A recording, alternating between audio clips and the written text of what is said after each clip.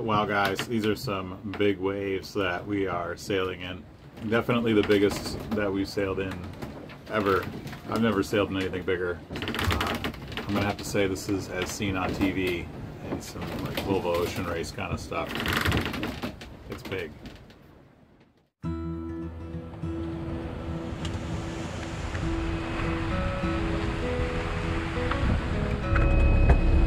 Well, we just jibed.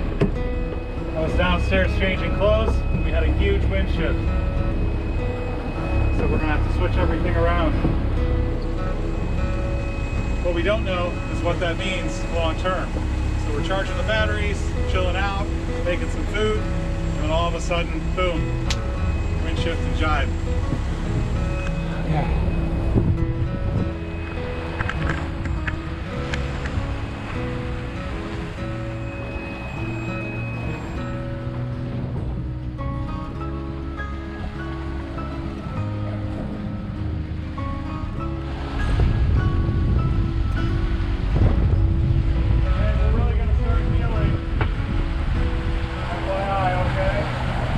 The wind did a wild shift as we went from one board sailing downwind to the other board nearly upwind. The waves hadn't yet changed direction, and thus we were surfing the waves upwind. This helped give us some speed along with the little current eddy Curtis found for us way out here offshore. That is, until the wind shifted yet again. Well, we're downwind now on the other board. So I think we're just going to motor sail a little bit, charge the batteries. The wind was light and the waves were choppy, and with all the fog and lack of solar, we decided to turn on the engine to stay in the weather window and charge the batteries. We had a quick sandwich before seeing some of the biggest conditions we were yet to have on this trip as we made our way deeper into the roaring 40s. Stay tuned.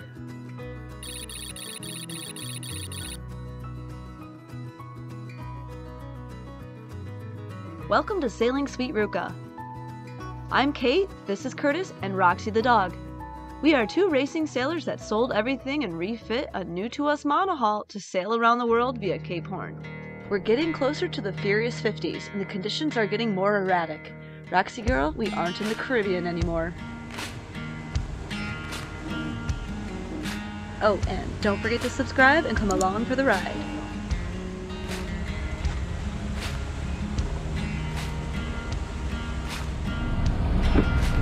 Just don't know if you wanted to do a preventer. Thinking about it.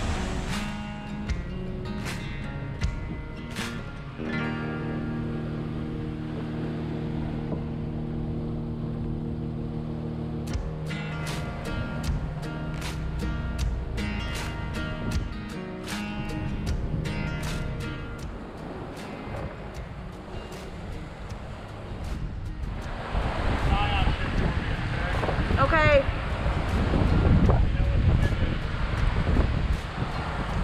Okay, true. Copy that. 20. Saw 22.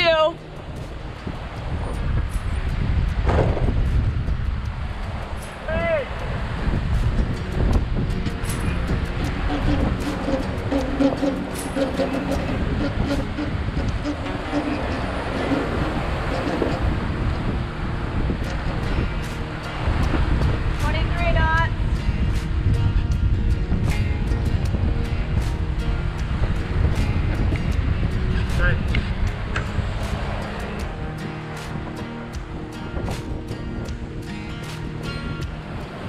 Well guys, the wind was lightening up.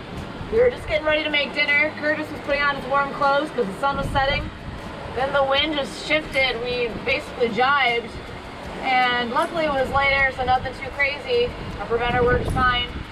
But yeah, we came up here, Curtis ran up here and fire drilled, and I made sure that the food didn't spill everywhere.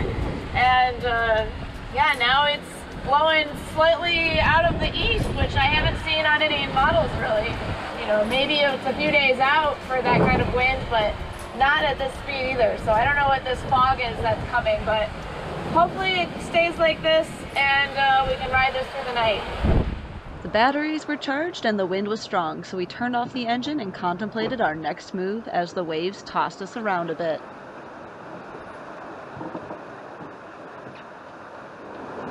Now it's a matter if I want to pull out this jib on the other side.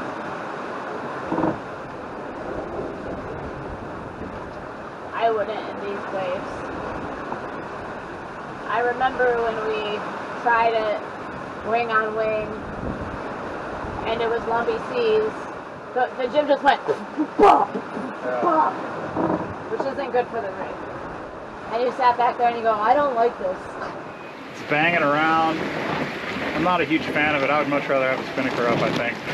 I don't think that this is really any easier on your sails. It's not easier on the rig from what I can hear. Yeah. Alright, well, just finish watching a movie, I guess.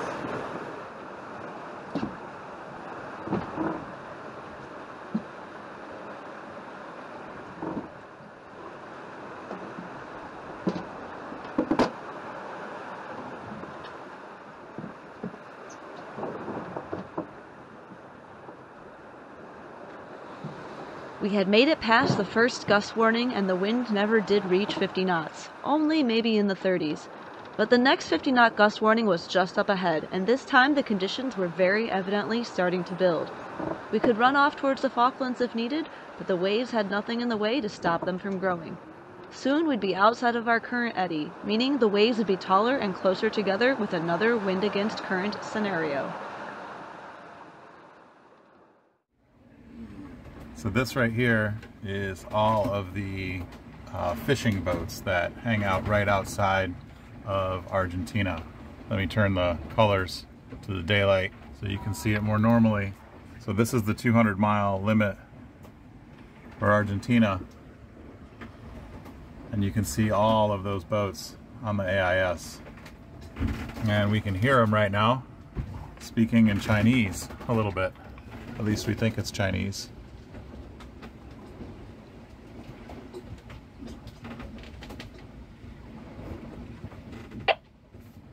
And you guys can look these up yourself on something like marine traffic. You guys can Google and see what's down here. This boat here we're crossing with in a little bit. So it looks like he's going to pass 35 miles ahead of us. Wow guys, these are some big waves that we are sailing in. Definitely the biggest that we've sailed in ever. I've never sailed in anything bigger. I'm gonna have to say this is as seen on TV in some like Volvo Ocean Race kind of stuff. It's big.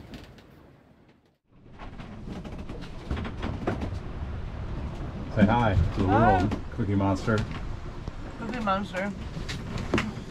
All right, let's go sailing and have our morning coffee.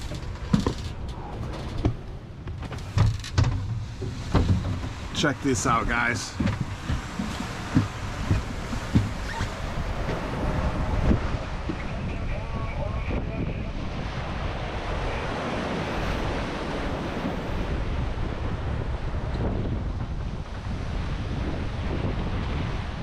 Up above your head is good too, like on the outside of the big thing. It's like a whole boat. Okay, hold on, hold on.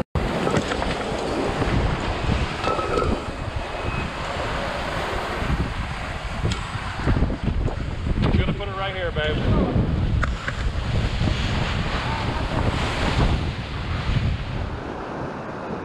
Up above your head is good too, like on the outside of the bimini, it gets like the whole boat. Okay, hold on, hold on.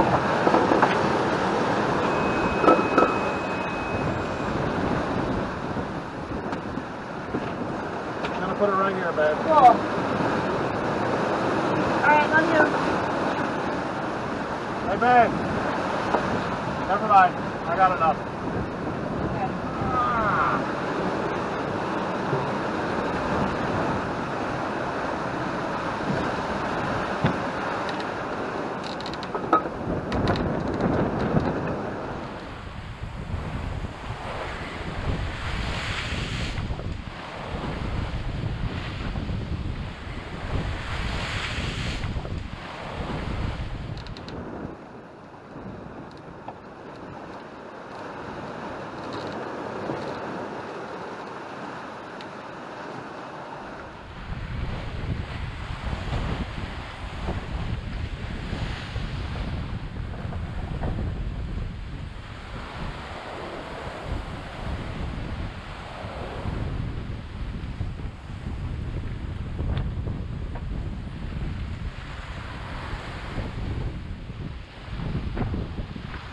In this setup we have our third reef in with full number 3 jib. The jib is a recut, repurposed sail that came with the boat, so the shape isn't that great, but it works fine for these big conditions. We've also got the preventer rigged, even though we are not super deep. We had a huge wind shift the night before that caused the boat to auto-jibe, and the preventer saved the boom from flying across the boat. We didn't want to take the chance of experiencing another shift in this big breeze, so Curtis spent some time behind the wheel so he could work on calibrating it for these bigger waves. But I imagine he had a bit of fun behind the wheel as well.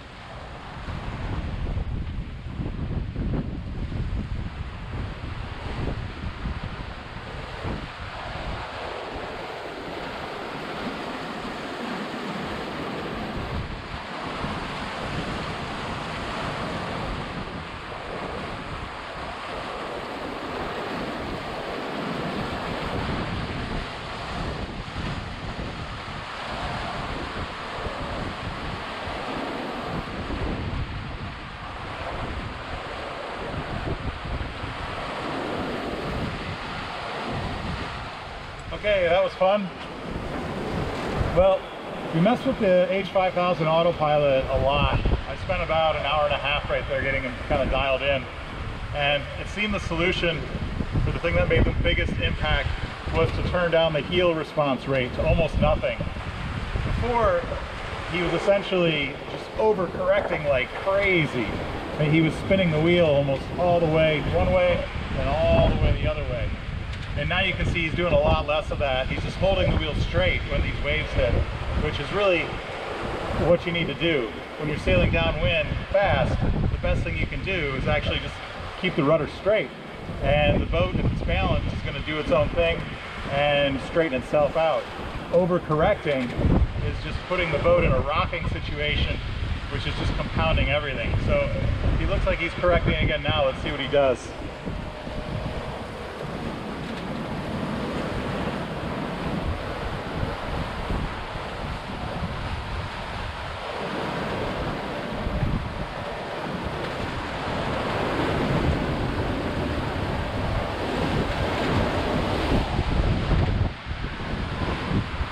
Hold still.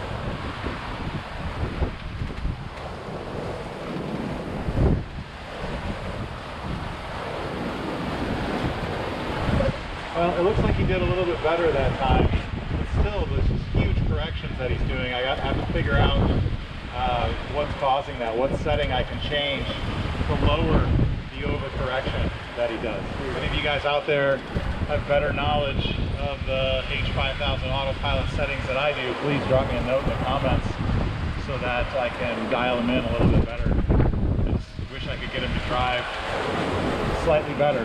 I know these are challenging conditions. We have a head and cross current coming this way, which is stacking up steep waves that are pretty tough to surf, that are basically wind against waves right now. And then there's all kinds of mixed up chalk going on in here. So it's not an easy thing to drive in, but I just feel like he could do just a little bit better.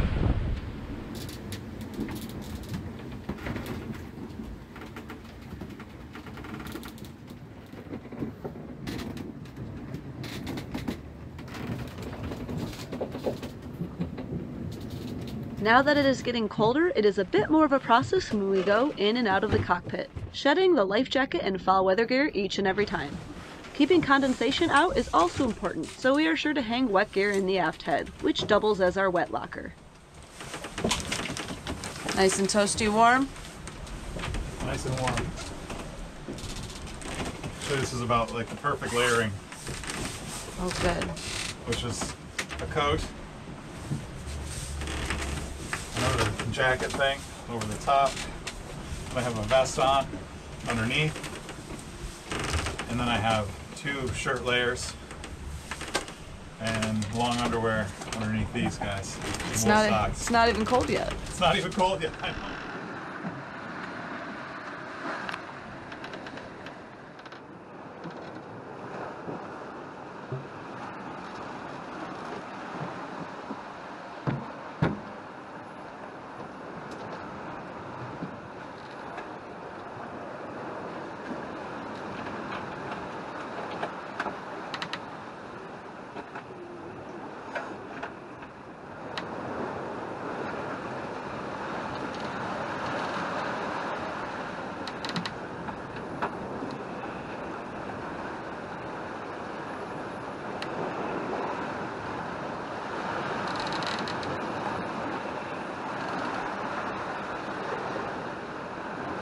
After Curtis came inside to warm up, it was my time to maximize efficiency behind the wheel in these big weather conditions. You can see that while I'm driving, I'm holding the wheel relatively straight, much better than the autopilot previously had done. Luckily, the sails were set right and there wasn't much helm for me during my shift. Next, we would wait for the much anticipated wind shift.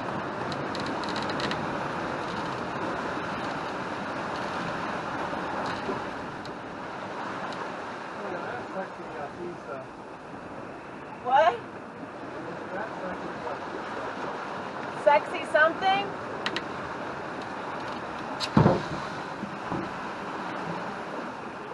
Yatista. Yatista. Glad I got that on film. Hi guys. So, supposed to have a wind shift soon, maybe, eh? You said, last time I heard you said 9 o'clock. Oh. I don't know. You tell me. Expedition says to look out for the shift pretty soon. So you know. Okay. Okay? I'll be on the lookout. Okay. I'll go like this. Beep, beep, beep, beep, beep, beep. If you hear a beep, beep, that means that's the wind shifted.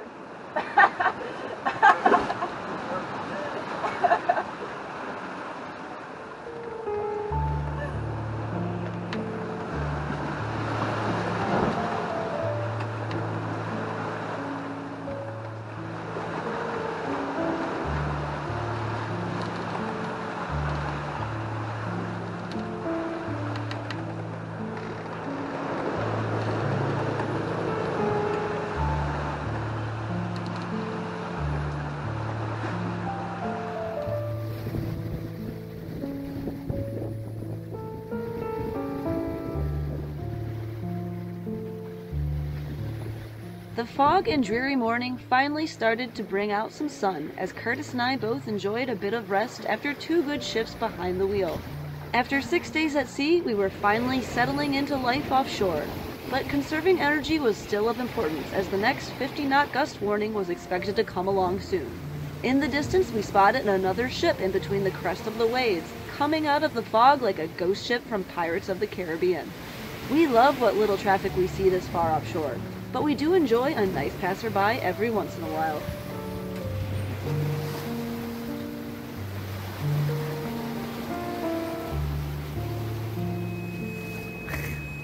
Oh. Wind shift. So, as predicted, or? So. Oh, yeah.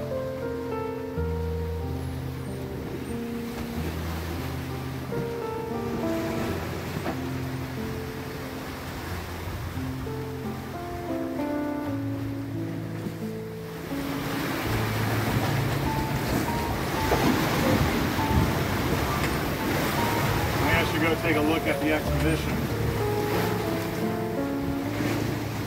Yeah, not the wind shift we wanted. All that heading up we did, we're basically back on the same course.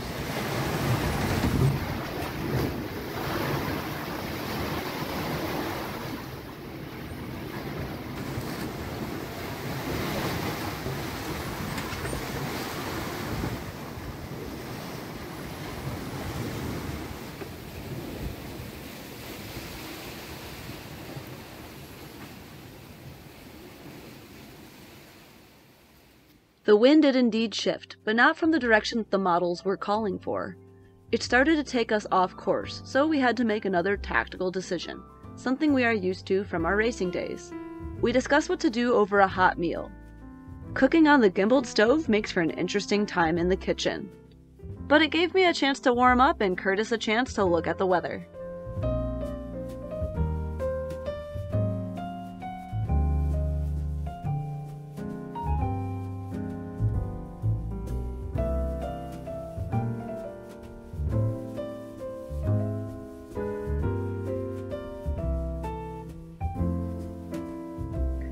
If you have any heavy weather recipes or cold weather cooking tips for me, please drop them in the comments below.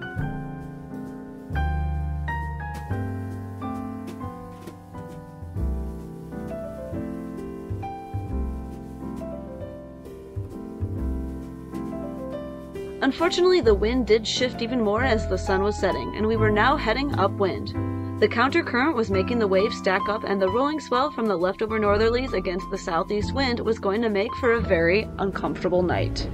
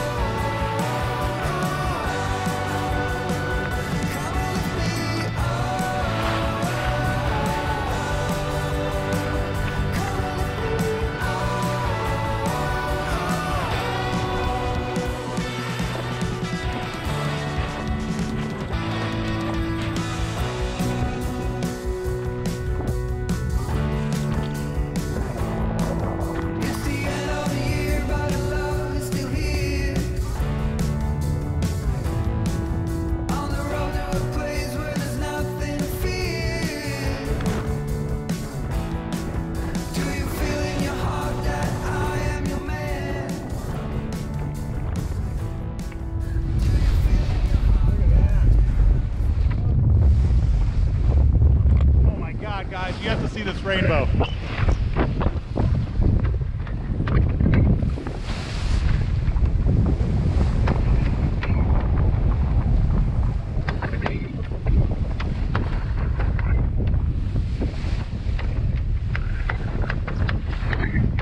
Holy shit, I've never seen anything like that. And then look up ahead.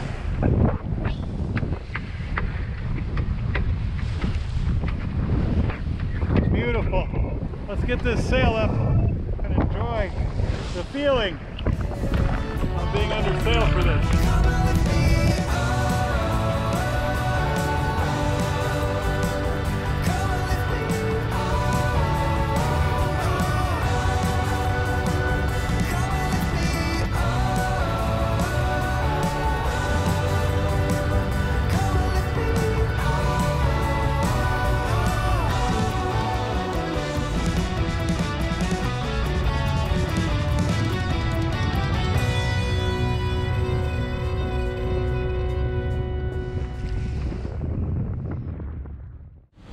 We're finally moving back along here.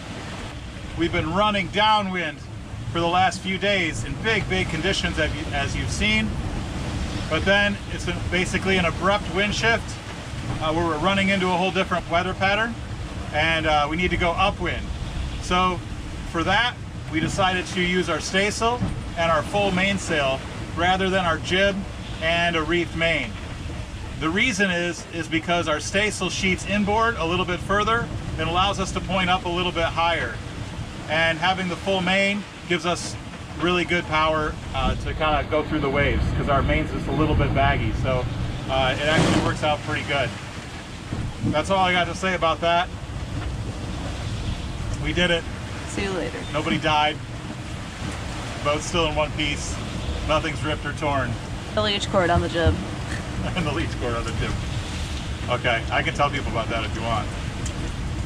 So earlier today, I was tossing up Kate a glove because her hands were cold from below, and I stood in the companionway and I threw it back to Kate at the helm. Well, the wind took the glove a little bit and made it just out of reach, so it went through the wheel, landed on the aft, the transom there, and then just gently slid off in the wind into the water. So we decided to do a man overboard drill. In the midst of the man overboard drill, we did rip the leech cord on the jib, which is unfortunate. It's not really anybody's fault because the jib is really old. It's got lots and lots of miles on it. It's over 20 years old. It's not like a double and triple stitched offshore built jib.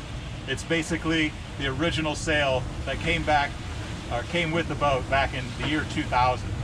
So that jib's made for like inshore day sailing up in Rhode Island, right? It's not made for venturing across oceans. So just the fact that it's lasted this long without any problems is good. And it's been recut. Yeah, it's also been recut. Lots of terrible shape. Yeah. It was time. It was going to happen regardless if we did the man overboard drill or not at some point. It would have happened at some point in a furl. Probably the next furl would have, yeah, in 30 knots. Yeah.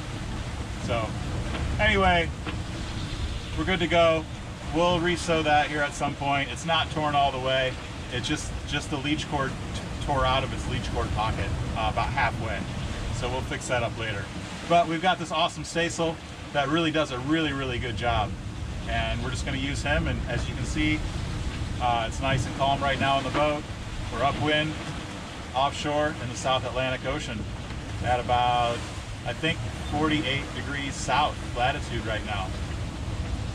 We're in the roaring 40s, sailing upwind. Imagine that. Woohoo! All right, and we saw an awesome rainbow at sunset. Oh my God. That was like a quad rainbow, a double complete rainbow. Oh yeah. With a sunset on the other side. Oh my gosh, it was amazing. The clouds, yeah. Wow. We got picture proof. Yeah. All right. Running out of daylight. Time for a movie. Autopilot's driving. Wind mode. See you tonight or tomorrow. Next week on Sailing Sweet Ruca, we finally make it to the Furious 50s. Stay tuned for this amazing conclusion, sailing over 1,400 miles offshore to Tierra del Fuego and Patagonia. A special thank you to our patrons for making these videos possible. The journey isn't over yet, so be sure to sign up to get behind the scenes and real-time updates. Don't forget to subscribe and come along for the ride. See you next time!